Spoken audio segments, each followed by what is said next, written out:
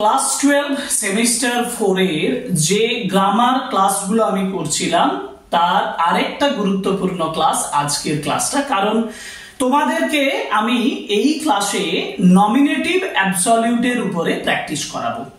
ডাফেনদার্থের question বাঞ্চের এই যে ডাফেনদার্থের question bunch এর 45 পেজে যাও, আর 45 পেজে গিয়ে দেখো নমিনেটিভ অ্যাবসলিউটের উপরে তোমাদের 15টি কোশ্চেন দেওয়া আছে। এবার আমি কিন্তু অলরেডি নমিনেটিভ অ্যাবসলিউট নিয়ে আলোচনা করে ফেলেছি। একটা ক্লাস আমি তোমাদের জন্য সিম্পল সেন্টেন্সের উপরে করেছি। যদি তোমরা সেই ক্লাসটা ভালোভাবে করো তাহলে কিন্তু এই প্র্যাকটিসগুলো করতে তোমাদের সময় লাগবে না। আর যদি তুমি সেই ক্লাসটা এখনো না করে থাকো তাহলে আগে ডেসক্রিপশন বক্সে গিয়ে ওই সিম্পল সেন্টেন্সের উপরে যে ক্লাসটা করেছি না ওটা আগে ভালোভাবে দেখে নাও, কারণ আমি ওখানে নমিনেটিভ অ্যাবসলিউটের উপরে ইন ডিটেল আলোচনা করেছি।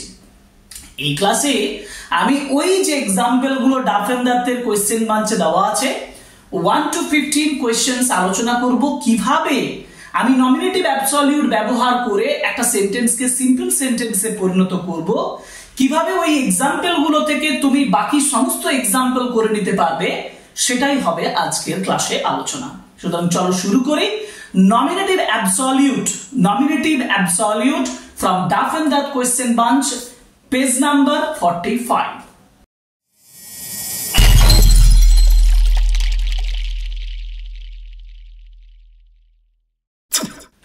নমিনেটিভ অ্যাবসলিউটের যে ব্যবহারটা সেটা কিন্তু অতটা সহজও নয়, কারণ এই ব্যাপারটা তোমাকে বুঝতে হবে।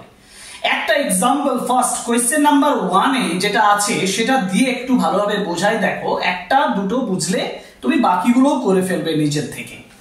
কোয়েশ্চেনটা আছে the battle, question number 1, the battle was over, the battle was over, the soldiers returned home. দেখো এটা লেখা আছে। এবার নমিনেটিভ অ্যাবসলিউট কখন হয়? আমরা সিম্পল সেন্টেন্স করার সময় বিইআইএনজি বিইং আর এইচএভিআইএনজি হ্যাভিং এর ব্যবহার করেছি।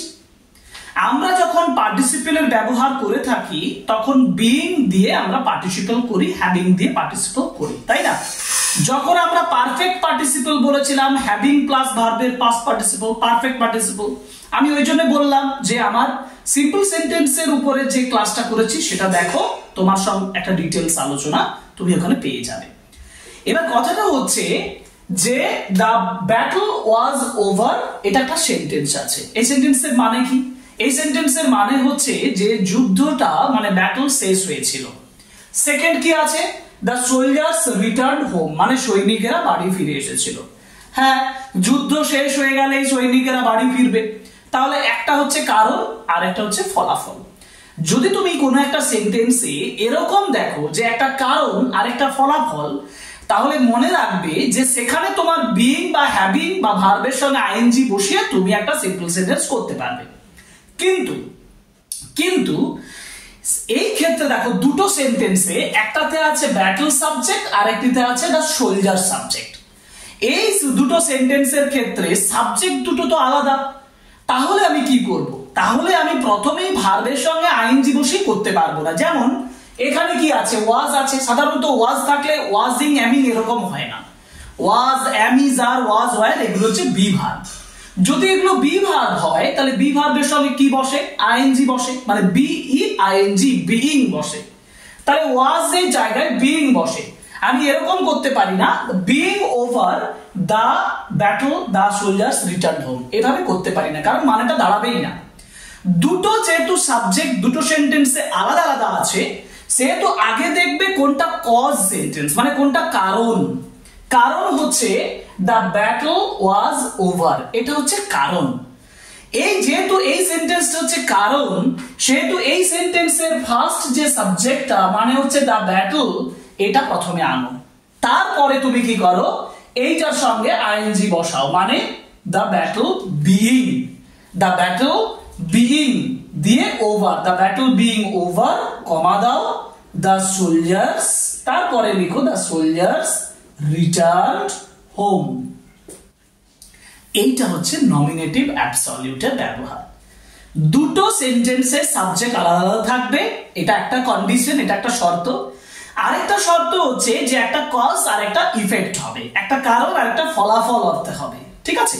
তুমি তবেই যে কজ সেন্টেন্সটা তার সাবজেক্টটা বসিয়ে তারপরে ভার্বের সঙ্গে আইএনজি বসিয়ে তুমি সেটাকে সিম্পলি করতে পারো। এক্সাম্পল নাম্বার 2, তাহলে তোমার কাছে আরো ক্লিয়ার হবে।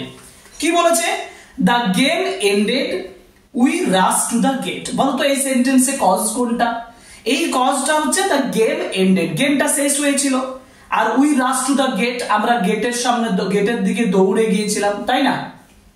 এবার যেহেতু নমিনেটিভ অ্যাবসলিউট ব্যবহার করতে বলেছে, আমি বলবো দেখো দ্য গেম এন্ডেড আছে, এটার এক্সাম্পলটা একটু বুঝিয়ে দিই। কি আছে? দ্য গেম এন্ডেড আছে, তাই না? আর we rushed to the gate. এবার এই সেন্টেন্সে তো বি ভার্ব নেই, বিং তো তাহলে বসানো যাবে না। কি আছে এখানে? কজ সেন্টেন্স মানে দ্য গেম এন্ডেড, এখানে এন্ডেড আছে। এন্ডেডটা একটা ভার্ব। যদি এরকম একটা ভার্ব থাকে এন্ডেড, যে কোনো ধরনের যদি ভার্ব তুমি দেখতে পাও, তাহলে এখানে তোমাকে হ্যাভ প্লাস আইএনজি আনতে হবে। ভালোভাবে বুঝে নাও, যদি ভার্ব থাকে, বি ভার্ব না থাকে, তাহলে ভার্ব যদি থেকে দেখেছো যে আছে, তাহলে হ্যাভিং আসো, হ্যাভিং আনো। তাহলে কি করব? এই যে ফার্স্ট সাবজেক্টটা বসিয়ে দিলাম, তারপরে বসাবো the game having ended, the game having ended, তারপরে কমা দিয়ে we rushed to the gate. এইটা হচ্ছে আমাদের সেন্টেন্স, ঠিক আছে? নাম্বার 3 তে কি আছে? The plane landed late, the weather was stormy. Plane land করেছিল দেরিতে, the weather was stormy, weather ঝড়ও ছিল, তাই তো? ঝড় যুক্ত ছিল। কোনটা কারণ? ওয়েদার ওয়াজ স্টর্মিটা কারণ। যদি ওটা কারণ হয় আর ওখানে ওয়াজ আছে, ওয়াজ থাকলে বিং বসবে। আমি লিখবো তাহলে দ্য ওয়েদার প্রথমে বসাবো, the weather being stormy, the weather being stormy, the plane, তারপরে লিখবো দ্য প্লেন ল্যান্ডেড লেট। ঠিক আছে, হলো। Number 4, the teacher enter the class, তারপরে দ্য স্টুডেন্ট স্টুড আপ, শিক্ষক মহাশয় ভেতরে প্রবেশ করেছিলেন, স্টুডেন্টরা দাঁড়িয়ে পড়েছিল। এবার এখানেও দেখো কারণ কোনটা? টিচার ঢুকেছিলেন আর স্টুডেন্টরা দাঁড়িয়ে ছিল, ফলাফল। এন্টায়ার আছে মানে ভার্ব আছে, তাহলে হ্যাভিং দিয়ে করতে হবে। তাহলে আমি নমিনেটিভ অ্যাবসলিউট করতে গেলে দ্য টিচার, তারপরে বসাবো having entire, the teacher having entire the class, having entire the class, the students stood up. বোঝা গেল? এই যে কোশ্চেন নাম্বার 4। এবার যাব 5 এ বলেছে the work was done, we went back home. ওয়ার্কটা হয়ে গিয়েছিল, কাজটা হয়ে গিয়েছিল, ওয়াজ ডান প্যাসিভ ভয়েসে আছে। আর উই ওয়েন্ট ব্যাক হোম, আমরা বাড়ি ফিরে গিয়েছিলাম। কোনটা কারণ? The work was done. আমি কি করব? ওয়াজ আছে, বিইং বসাতে হবে, তাহলে the work being done, the work being done. তারপরে বলবো we went back home. Okay. Number 6, the rain started, the children took shelter under a tree. এটার উত্তর কি হবে বলো তো? The rain started, the rain having started. কি করব? The rain having started, the rain having started. তারপরে the children, তারপরে যেমন আছে তুমি সেরকম লেখো, the children ran back to home, এরকম ডট ডট দিয়ে লিখে দাও। আমি একটু তাড়াতাড়ি বলছি, এবারে তুমি নিজে মিলিয়ে নেবে, নিজের উত্তরগুলো করার চেষ্টা করো, তারপর তুমি এই অংশটা থেকে উত্তরগুলো মেলাও, কারণ এরপর তোমার ক্ষেত্রে উত্তরগুলো করাটা অনেক সহজ হবে। যেমন question number 7, the paragraph was written, he showed it to the teacher. তাহলে the paragraph was written মানে the paragraph being written, he showed it to the teacher. The school was over, the school being over, the children went to play. এবার আমি তোমাকে question number 9 টা exercise দিচ্ছি। Question number 9 and 10, 9 এর question answer আর 10 এর question answer এটা আমি সবার শেষে বলবো, তুমি আগে নিজে করো, সবার শেষে বলবো। আর তোমরা 9 এবং 10 এর উত্তরটা আমাকে কমেন্ট বক্সে লিখে দেখাও যে তোমরা এই সঠিক উত্তর করতে পেরেছো কিনা। তাহলে এই দুটোর উত্তর কমেন্ট বক্সে দাও। The school was over, the children went to play, এটা না, এটা তো বলে দিলাম আমি। Caesar was slain, Antony fled to an unknown place, এটা। আর it was holiday, the students did not go to school. এই দুটো কমেন্ট বক্সে লিখো, লিখে আমাকে জানাও, তাহলে বুঝবো তুমি ঠিকঠাক বুঝতে পেরেছো। ওকে, এরপরে কোশ্চেন নাম্বার 11 দেখো, the match has been won. এবার এখানে একটু টুইস্ট আছে, সেটা কি কি আছে? The match has been won আছে, তাই না? হ্যাজ বিন আছে, এইখানে হ্যাজ বিন যেহেতু আছে আমাকে ব্যবহার করতে হবে having been. The match having been won, the match having been won, players were making merry. কারণটা হচ্ছে জেতাটা, তারপরেও আনন্দ করবে। The time is over, the time being over, you cannot write now. The train left the station, the train having left the station, the platform became silent. The fire broke out, the fire having broken out, having broken out, having এর পরে ভার্বের past participle হবে, এটাও ঠিক, having এর পরে ভার্বের past participle হবে। Having broken out, the workers ran out of the factory.